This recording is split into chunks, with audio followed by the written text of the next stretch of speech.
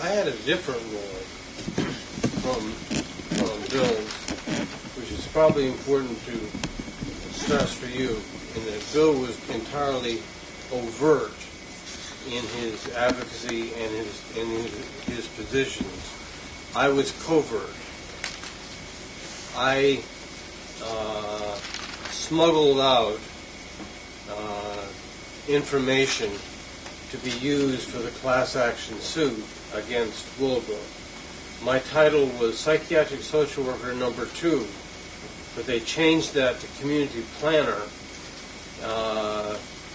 and I was in charge of what was called Project Exodus, which meant movement of people out of Willowbrook in large groups, not individual placement, but group placements. And I'll just give you one slice of how that worked.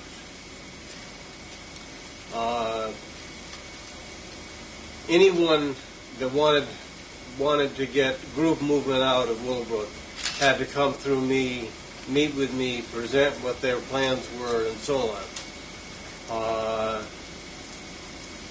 I kept getting presented 3 different times by 3 different groups of professionals, all representing the same proprietor, a Rabbi Bernard Bergman.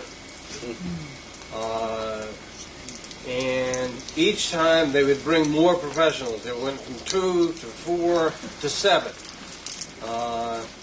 And they all had these highly credentialed backgrounds, but none of them knew anything about developmental disabilities.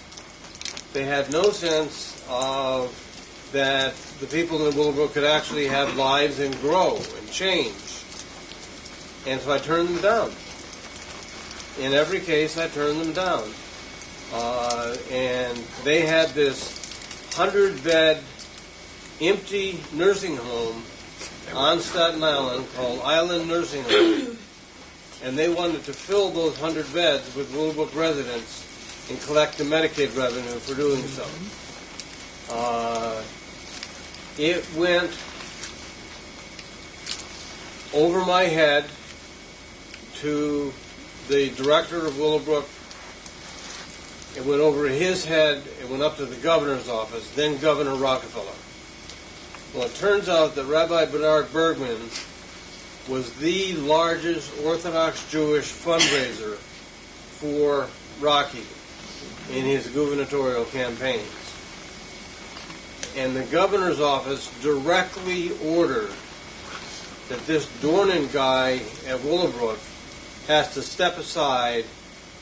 We're going to move those 100 people out, and they're going to fill this nursing home. Well, at that point, a friend of mine named Rick Serpin and I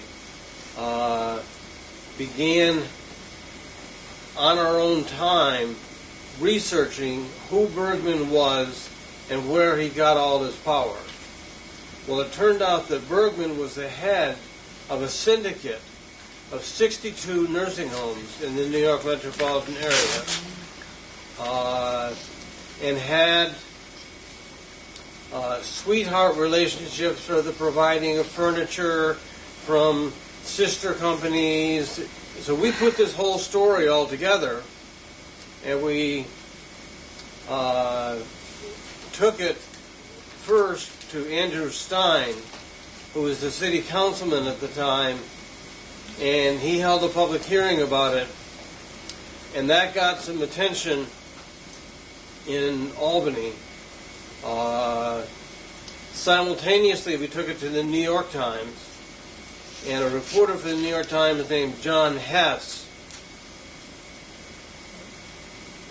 ran the story front page in the Times only from the point of view of Medicaid fraud, not the actual conditions of that people were living under, but Medicaid fraud and the abuse of taxpayer dollars. That resulted in the creation of what's called in legal statute the Moreland Commission investigation of nursing homes. And I was the lead witness in that investigation. It was on. It was front page of the Times. It was PBS broadcast all day long. It was this whole big deal that frankly scared the hell out of me. I was literally offered, because there were threats in my life, because word got out that I was their key witness. The Willowbrook class action suit and the actions of the Moreland Commission investigation fused together, and pointing to the corruption at the top and in pointing to the inhuman conditions under which people were living and the abuse of taxpayer dollars. I want you to listen very carefully. I know this is a mesmerizing story, but I want you to hear what are the universal issues and themes that you experience now in your lives. If you were on the line, what would shut you up? What would move you? What you would do? Because I want to tell you, when I first got there was about 40 bushy-tailed, bright-eyed, fabulous public health, public educators, school teachers working in the place.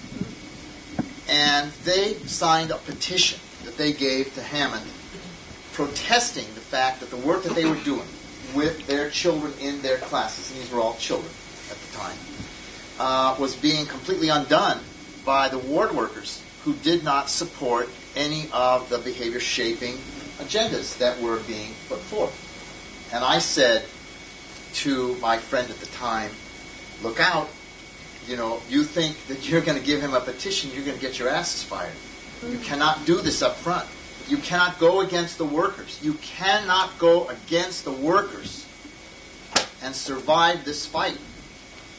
And she, white shiny thing she was, completely said, we're all together on this and we have to do this. And I said, look out. They were all fired within the next week. The next week. You cannot breach the fundamental relationships between professionals and non-certified professionals in a struggle against, this kind of titular authority. You've got to go. Let me take it a step further, because you made a comment earlier about the non-unionized blue-collar workers there. In fact, I want to remind you that they were unionized, that they were members of the CSEA. Right. They were state employees. State.